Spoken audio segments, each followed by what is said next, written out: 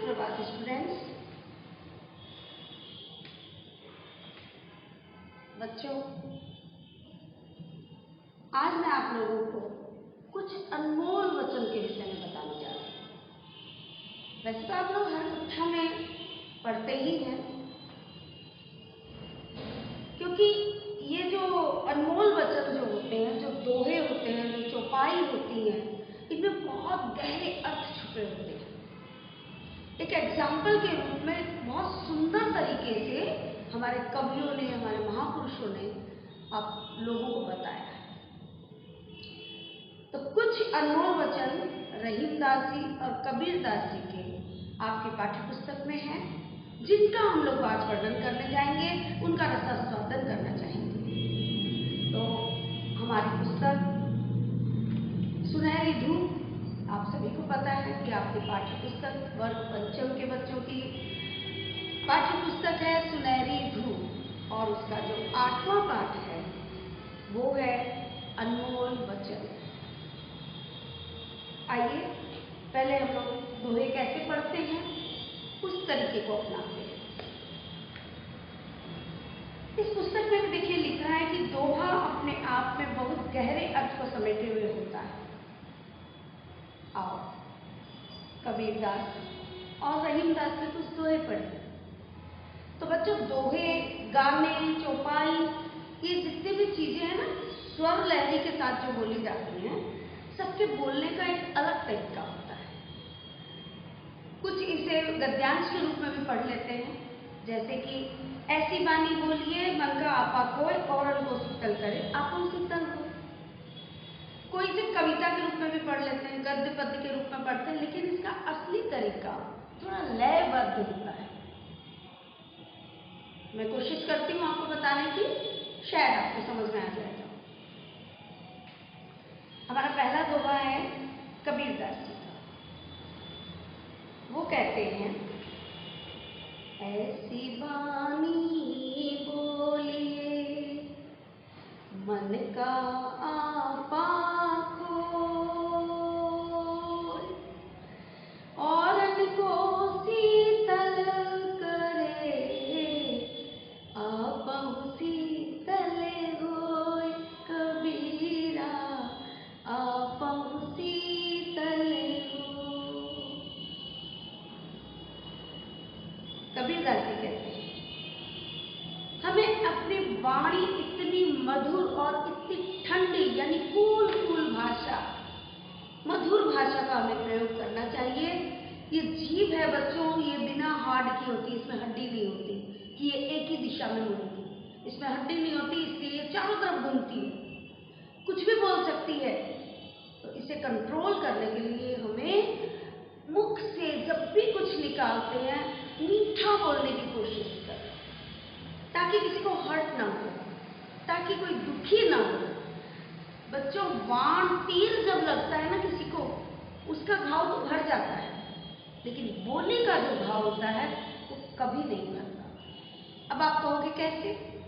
तो आप भी अपने एग्जाम्पल अपनी कक्षा में भी देख सकते हैं। किसी दोस्त के साथ यदि आपकी कोई अनबन होती है और वो यदि आपको बहुत कठोर शब्द बोल देता है, जिसे आप सोच नहीं सकते हैं कि मेरा फ्रेंड मुझे इस तरह का बोलेगा, वो हमेशा के लिए आपके कलेजे में लिख जाएगा, अमिट हो जाएगा। आपकी वापस से दोस्ती भी हो जाएगी, तो वो जो दरार बीच में आई थी कटु वचन की, वो हमेशा आपको टीसती रहेगी, लीलती रहेगी। तो कबीरदास जी बस सबको यही समझाना चाहते हैं कि ऐसी वाणी बोलो, अपने मन के हृदय के द्वार को खोल करके बोलो। जो आपको पसंद नहीं, वैसे वो ऐसी वाणी आप दूसरों के लिए भी मत बोलो। ऐसा बोलो जो तुमको बोलने में तुमको अच्छा लगे कि मैंने कुछ अच्छा बोला, और सुनने वाले को भी ऐसा प्रतीत हो कि वाह क्या कहा है इसने। वो उसे याद करे और उस याद को करके खुश हो, ना कि दुखी हो। इसलिए कबीरदास जी बार बार कहते हैं, ऐसी वाणी बोलिए मन का आपा कोय, औरन को शीतल करे आपो शीतल हो। तो बढ़ते हैं दूसरे दोहे की तरफ, वो भी कबीरदास जी का है। वृक्ष कबहू नहीं फल बखे, नदी न संचय नीर, परमार्थ के कारणे साधु ने धरा शरीर। अब कबीरदास जी कहते हैं कि वृक्ष यानी पेड़, तरुण, क्या कभी आपने देखा है कि इतने फल उसमें लगते हैं, इतने पत्ते लगते हैं, इतनी छाया होती है उसकी? क्या पेड़ अपनी छाया का उपयोग खुद करता है? नहीं। क्या आपने कभी देखा है कि वृक्ष अपना ही फल खाता है? नहीं, क्योंकि उसने तो दूसरों को देने के लिए, अपने वृक्ष में इतने फल जो लगे थे हमेशा दूसरों को देने के लिए काम किया है।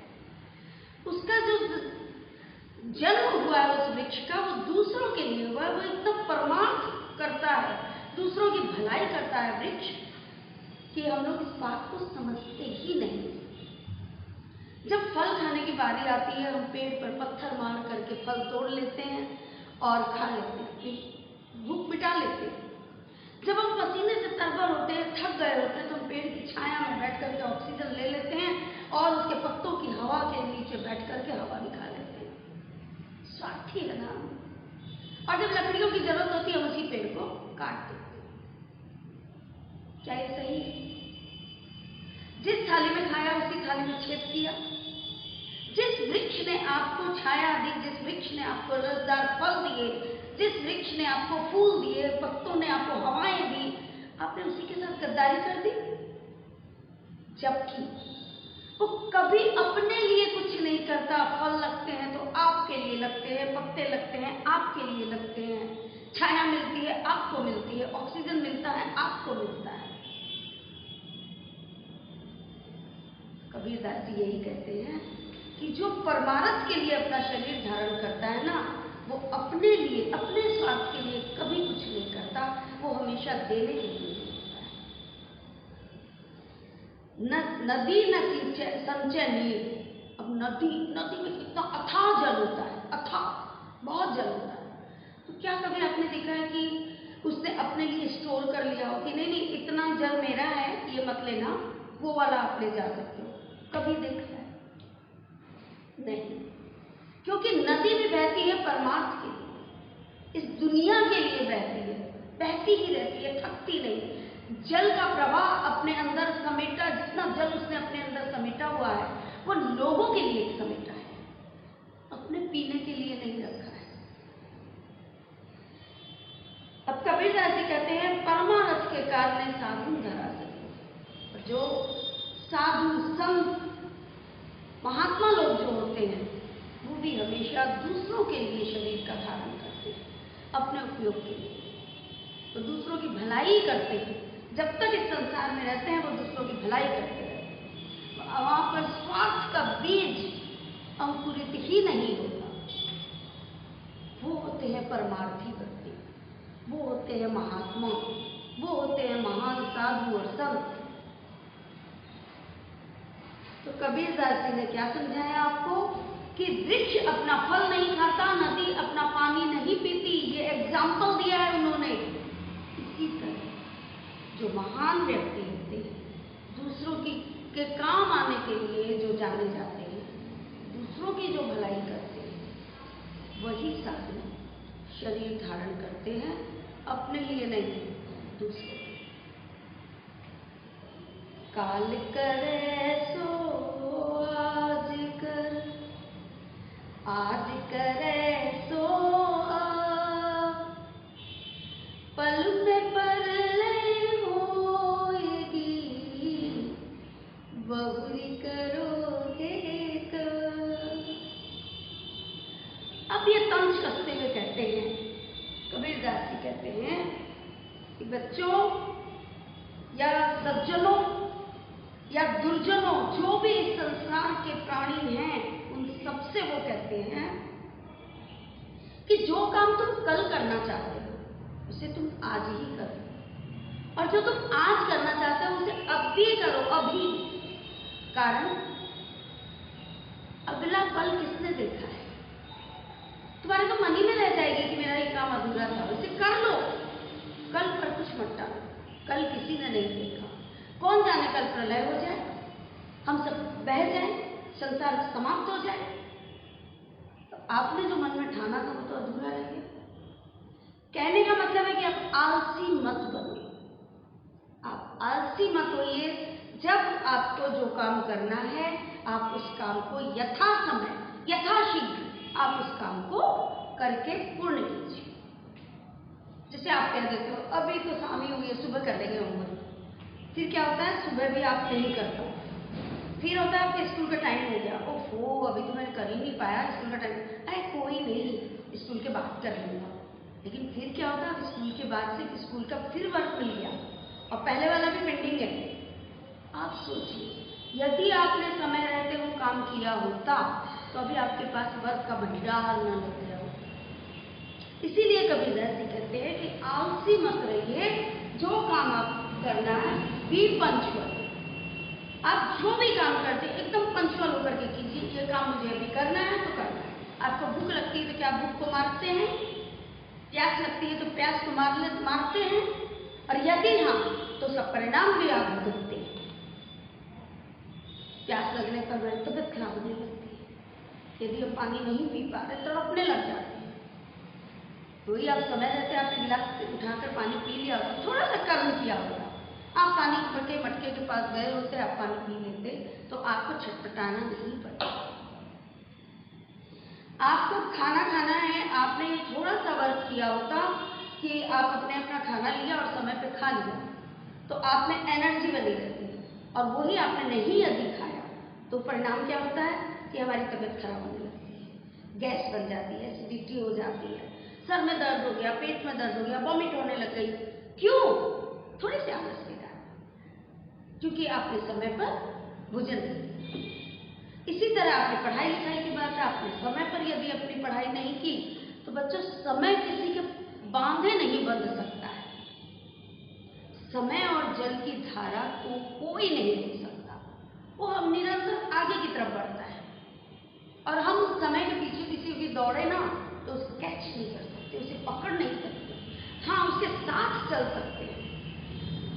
आप अपने रूटीन बना के रखिए, अपने टाइम टेबल आप लोग जो बनाते हैं अपने घर का भी, स्टडी का या सिर्फ स्टडी ही क्यों, आपके खेलने का, स्टडी का, सोने का, खाने का, हर चीज का आप एक टाइम टेबल बना के रखिए, फिर देखिए और उसके साथ चलिए, आप जीवन में प्रगति करते चले जाए। आप कभी पिछड़े हुए नहीं रहेंगे, आप किसी से पीछे नहीं रहेंगे, समय के साथ चलिए तो आप एक बहुत ही सुलझे हुए व्यक्ति कहलाएंगे।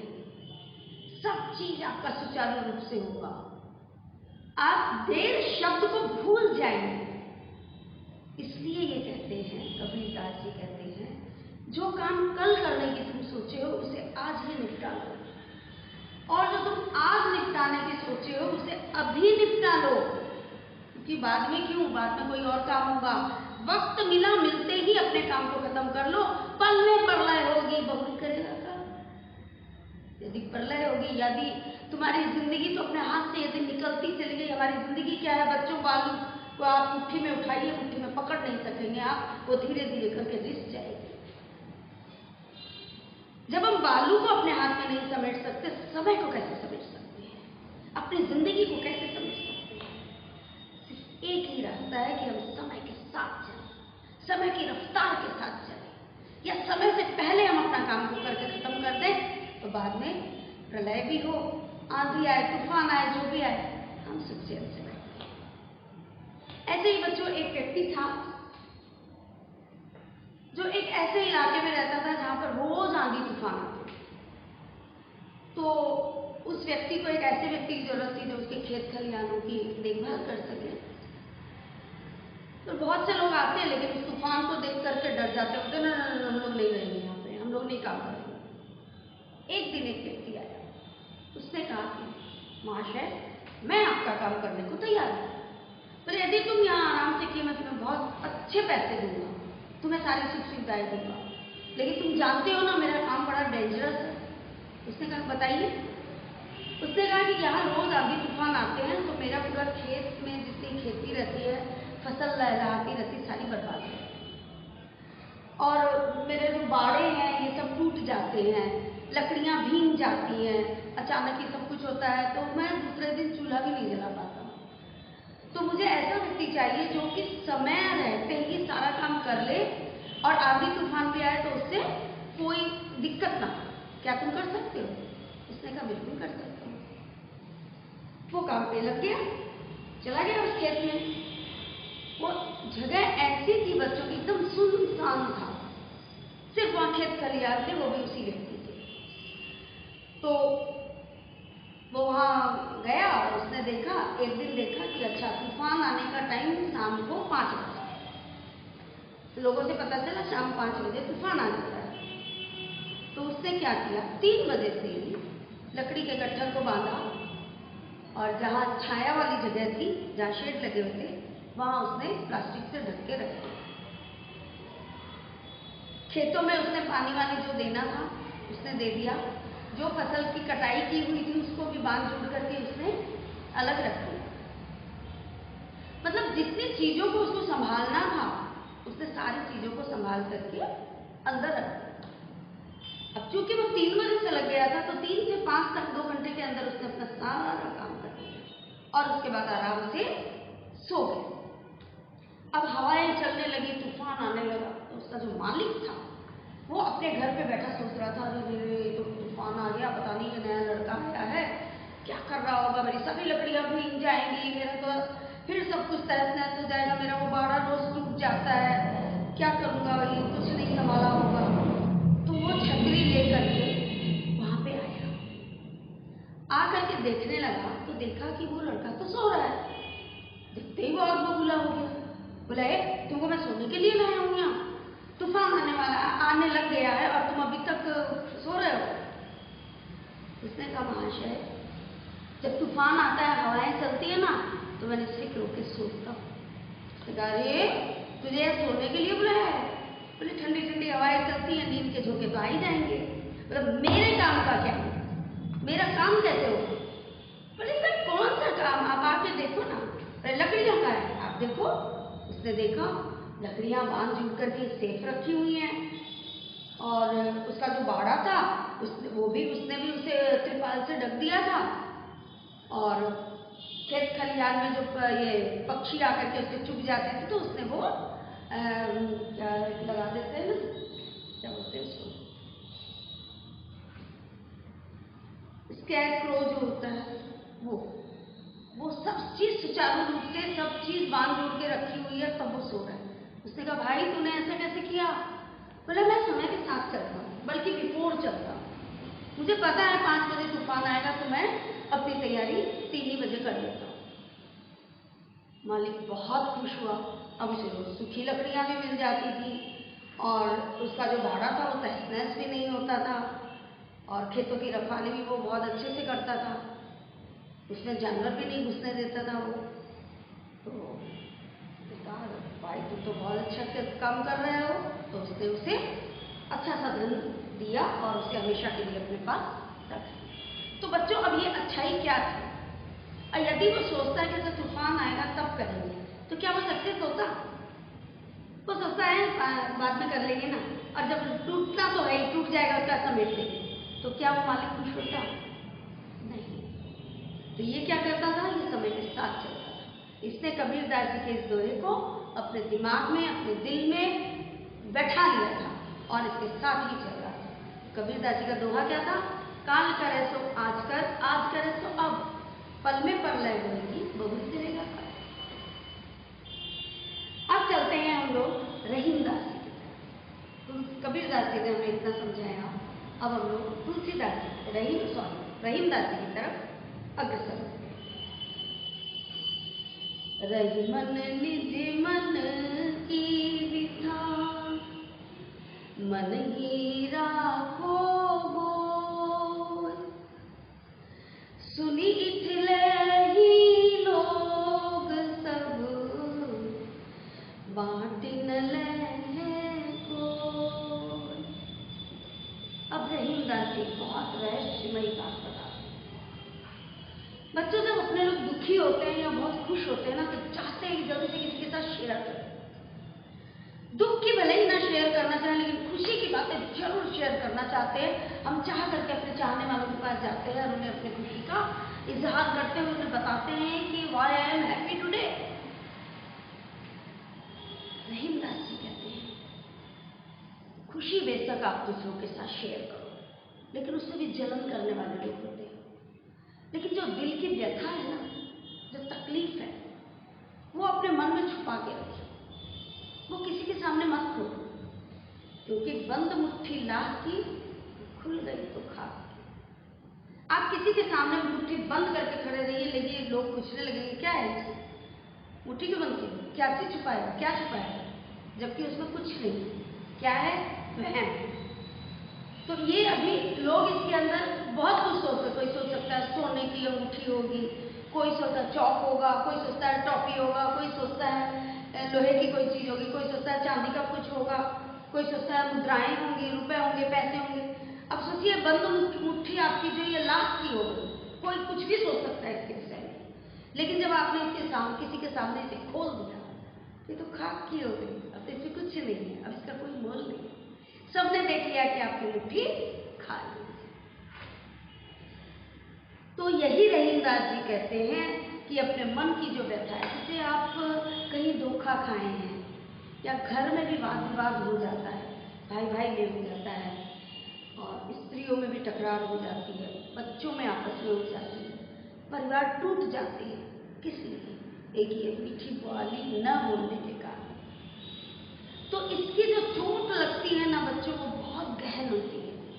और आप यदि अपने दुख की बात किसी दूसरे से कहेंगे ना, तो वो रो रो के आपसे पूछेगा, है भैया आपके साथ ऐसा हुआ, बहुत बुरा हुआ, बहुत बुरा हुआ। नहीं नहीं आप ऐसे नहीं। आपको लगेगा कि ये मेरा हितैषी, ये मेरा सबसे बड़ा हितैषी है, मेरे आंसू पहुंच रहा है, मेरी बात सुन रहा है। लेकिन ये भी ध्यान रखिए कि लोग रो कर पूछते हैं और हंस के उड़ाते हैं। आपकी बातें आपके अंदर से निकालेंगे और फिर दूसरी जगह जाकर के हंस हंस के उस बात को बोलेंगे कि ओह उसके साथ देखो ना ऐसे हुआ, वो कह रहा था उसका भाई ने उसके साथ ऐसे किया, वो कह रहा था मुझे दोस्तों ने मेरे ऐसा धोखा दे दिया। तो अपने जो मन की आपने गांठ खोली थी उसके सामने, दुख की जो पोटली आपके पास थी आपने उसके सामने खोली, तो उसने क्या किया, उसमें से दुख निकाले, लेकिन आपका साथ नहीं दिया, उनको और जगह ले जाकर के खोल खोल के दिखाया। तो अब नौबत यहाँ तक भी आ जाती है कि लोग इतनी सी बात को पतंगड़ बना के इतनी कर देते हैं। मिर्च मसाला, चाट मसाला, गरम मसाला सब डाल करके, नींबू निचोड़ करके लोगों के सामने बड़ा टेस्टी सा बना करके परोसते हैं। लोगों को सुनने में मजा आता है, लेकिन आपको सबके सामने शर्मिंदा होना पड़ता है। वही रहीमदास जी कहते हैं कि रहीमन निज मन की व्यथा मन ही राखो गोय। अपने मन का जो दुख है, अपने मन की जो बात है, आप किसके सामने मत खोलिए, उसे अपने दिल में ही छुपा के रखिए। सुनी इठलई है लोग सब बहुत इतर इतर के, बहुत आपके अपने मन के अपने से आपके दुख पूछेंगे, बांटी लहन को, लेकिन कोई आपके उस दुख का भागीदार नहीं बनेगा, कोई आपके उस दुख को कम करने के लिए आगे नहीं आएगा। रहीमन धागा प्रेम का मत तोड़ो चटका, टूटे से फिर ना जुड़े, जुड़े गांठ पड़ जाए रहीमा, जुड़े गांठ पड़ जाए। अब रहीमदास जी कहते हैं कि परिवार से बढ़कर कोई वार नहीं होता बच्चों। रविवार, सोमवार, मंगलवार, बुधवार, बृहस्पतिवार, शुक्रवार, शनिवार, ये आते हैं और चले जाते हैं, लेकिन जो एक वार होता है परिवार, वो सदैव हमेशा फॉरएवर के लिए आपका होता है। तो हम लोग परिवार से ही शुरुआत करते हैं, दुनिया तो बाद में आएगी, पहले तो परिवार को संजो के रखना है। उनका कहना है कि प्रेम हमारा आपस में कितना बना हुआ रहता है। हम यदि परिवार में रहते हैं, एक दूसरे के दुख सुख के भागीदार होते हैं, एक दूसरे की हेल्प करते हैं, एक सुखी परिवार की तरह हम रहते हैं। लेकिन जब उसमें गांठ पड़ने लगती है ना, सबसे पहले हमारी बोली खराब होती है। तो यही रहीमदास जी कहते हैं कि आप प्रेम का जो धागा है, वो परिवार हो या समाज हो या आपके दोस्तों की महफिल हो, आप यदि प्रेम से किसी के साथ पेश नहीं आए, प्रेम का जो धागा बंधन बना के रखता है हमें।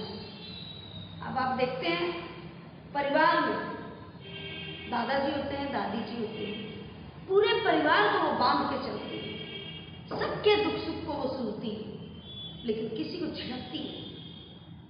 वो उस प्रेम के धागे को तोड़ती नहीं, क्योंकि वो जो प्रेम का धागा है ना, उसी में समाज, ये परिवार के जितने सदस्य हैं वो पिरोए हुए एक मोतियों की माला बनी हुई है। मोतियों की माला से मुझे याद आया, मोती की जो माला होती है ना, उस धागे के अंदर सारे मोती पिरोए रहते हैं और उसमें एक गांठ लगा दी जाती है। और यदि वो धागा टूट गया तो क्या होता है परिणाम? सारे मोती इधर उधर बिखर जाते हैं, कुछ मिलते हैं और कुछ नहीं मिलते। तो क्या हुआ था, वो जो प्रेम का धागा था ना, वो टूट गया था। मोती और धागे का जो प्रेम था, वो धागा टूट गया था। तो कुछ लोग बिछुड़ गए, और जब वापस से हमने सबको एकत्रित किया, उसमें से जरूर एक दो तो मिसिंग हुए। अब फिर जब हम उसे वापस से जोड़ते हैं, क्योंकि वो बीच से टूट गया था, तो वहां हम जोड़ करके फिर उसमें यदि मोती पोते हैं तो वो गांठ तो रह ही जाती है। वो मोती इधर उधर से सरकते नहीं, वहां आके रुक जाते हैं। वो एकत्रित तो हुए, लेकिन फिर से सक नहीं पाए। यही चीज हमारे परिवार की है, यही हमारे समाज की। परिवार में भी यदि हम प्रेम नहीं रखेंगे, प्रेम के धागे को तोड़ देंगे, दोस्ती में भी यही बात है, हम प्रेम नहीं रखेंगे। और एक बात आपको बता दूं बच्चों, बनाने में बहुत वक्त लगता है और बिगाड़ा तो एक सेकंड में जाता है। किसी से रिश्ता बनाने में पहले आपको अपने मधुर वचनों का ही प्रयोग करना होता है। लोगों का हम अभिनंदन करते हैं प्यार से, कुछ बोलते हैं हम प्यार से, तब जाकर के कुछ समय तक लोग हमें परखते हैं, तब जाके कोई अपना बनता है। आप किसी को गाली दे दीजिए, देखिए तुरंत आपका धिक्कार करके आपको छिटक देगा, हो गई दुश्मनी, टूट गया प्रेम का धागा। लेकिन बनाने में कितना वक्त लगा। यही रहीमदास जी कहते हैं कि रहीमन धागा प्रेम का मत तोड़ो चटका। लड़ाई झगड़ा करके हम लोग क्या करते हैं, अपने प्रेम के संबंध को खत्म कर देते हैं। यानी मत तोड़ो चटका, ऐसे खींच खींच के तोड़ते हैं, बातों को खींचते रहते हैं। अंत में क्या होता है, रिश्ते समाप्त हो जाते हैं। क्या वो रिश्ते हमें वापस मिलेंगे? नहीं। क्यों? क्योंकि टूटे से फिर ना जुड़े। जब कोई चीज टूट जाती है ना, तो वो जुड़ती नहीं। और यदि हम लोग प्रयास करके उसे जोड़ते भी हैं, तो जुड़े गांठ पड़ जाए, वहां पे कोई निशान, कोई गांठ जरूर पड़ जाती है। आपका कपड़ा ही फट जाता है। जैसे दुपट्टा है मेरा, मान लीजिए यहाँ से फट गया, उसके बाद हम लोग इसे सिलाई करेंगे। अब हम इसे कितने ही जतन से रखें, लेकिन जब भी कभी ऐसे टनेगा तो वो वहीं से फटेगा, क्योंकि वो जो कपड़े का आपस का प्रेम था, उस टेंशन को संभालने का, वहां तो सुई और धागा ने अपना स्थान बना लिया, वही उसका वीक पॉइंट हो गया, और उसी वीक पॉइंट से फिर से फट जाए। हम लोग के आपस के रिश्ते भी इसी तरह फिर से जुड़ते भी हैं, लेकिन वो समाप्त भी फिर उसी जगह से होते हैं। इसलिए रहीमदास ये याद दिलाते हैं, रहीमन धागा प्रेम का मत तोड़ो चटका, टूटे से फिर ना जुड़े गांठ पड़ जाए। रूठे सुजन मनाइए, जो रूठे सौवा, रहीमन फिर पोइए, टूटे मुक्तार रहीमा, टूटे मुक्तार। अब देखिए रहीमदास जी क्या कहते हैं कि रूठे सुजन मनाइए, जो आपके बहुत काम का है, बहुत ही शरीफ लोग हैं, बहुत अच्छे लोग हैं, जिनसे आपको कुछ ज्ञान प्राप्त होता है, जो आपके हर समय काम आते हैं। ऐसा व्यक्ति यदि आपसे रूठ भी जाता है ना, एक बार नहीं, 2 बार नहीं, 10 बार नहीं, यदि 100 बार भी रूठे, ऐसे रूठे हुए व्यक्ति को तो मना लेना चाहिए, क्योंकि वो आपकी प्रगति में आपका साथ देता है, आपकी प्रगति का बाधक नहीं होता। तो ऐसे व्यक्ति को कितना ही वो नाराज, पहले तो आपको नाराज ही नहीं करना चाहिए। बाई चांस यदि वो आपसे रूठ गए, किसी के बहकावे में आके, या आपने कोई अपशब्द कह दिया, उससे वो रूठ गए, तो रहीमदास जी कहते हैं ऐसे व्यक्ति को बार बार मना लीजिए, आप सॉरी कर लीजिए, आप पैरों में पड़ जाइए, आप माफी मांग लीजिए, लेकिन ऐसे अच्छे लोगों को अपने से दूर मत होने दीजिए। रहीमन फिर फिरी को ये टूटे मुक्ता। अब आपका जो मोतियों का हार होता है, यहाँ मैं फिर मोतियों के हार की बात कर रही हूँ। मोतियों का हार होता है, वो टूट जाता है, तो हम लोग क्या मोतियों को फेंक देते हैं? नहीं, हम बार बार उसे लेकर के फिर से पिरो के उसे काम में लेते हैं, फिर वो यदि टूट जाता है, हम उसे फिर पिरो लेते हैं, क्योंकि मोती बहुत ही खूबसूरत चीज होती है। एक कीमती चीजें हैं वो, जिसे हमें गहनों में भी हम लोग उपयोग करते हैं। सीप के मुंह से निकलता है, उसकी जो आभा होती है, उसमें जो आग होती है, वो चमक, उसकी तो हम लोग तुलना करते हैं मोतियों की आभा की। पानी की बूंदे भी मोतियों की आभा की हम लोग एग्जाम्पल दे देते हैं। इतने खूबसूरत मोती होते हैं, उनको तो हम जाया नहीं करते, वो असली हो या नकली हो। यदि नकली भी मोती है ना, तो भी हम उसे इकट्ठा करते हैं और एक माला बना देते हैं उसकी, क्योंकि वो हमें प्रिय है। वैसे ही इन्होंने कहा कि जिस तरह आप अपनी मोतियों की माला को टूट जाने के बाद बार बार पिरोते हैं, वैसे ही ऐसे सज्जन व्यक्ति को भी 100 बार उठ जाए, आप उसे मना लीजिए, आप उससे माफी मांग लीजिए। तो बच्चों, ये कितनी गूढ़ बातें हैं। यदि हम इनके कहे रास्ते पर चलते हैं ना, तो अपना जीवन भी सफल बना देते हैं और एक मिसाल भी खड़ी कर सकते हैं। जो लोग कहते हैं परमारथ के कारण साधन धरा शरीर, कल आपको भी लोग यही बात कहेंगे कि परमारथ के लिए इसने शरीर धरा है, दूसरों की बहुत भलाई करता है। तो इस पाठ को आप लोग इसी सुर और लय में पढ़िएगा। आप कहें तो अभी तो मैं बीच बीच में रोक करके की थी, मैं आपको एक बार पूरा सुर में पढ़ के बता देती हूँ। ऐसी वाणी बोलिए मन का आपा खोल, और को शीतल करे आप शीतल हो, रही कबीरा आप शीतल हो। वृक्ष कबहू नहीं फल बखे, नदी न सींचे नीर, परमार्थ के कारण साधुन धरा शरीर, कबीरा साधुन धरा शरीर। काल करे सो आज करे सो अब, पल में पर ले होएगी, बहु भी करेगा कब, कबीरा बहु भी करेगा कब। रही मन निज मन की व्यथा, मन ही राखो घोर, सुनी इठलाई है लोग सब, बाट न ले है कोई,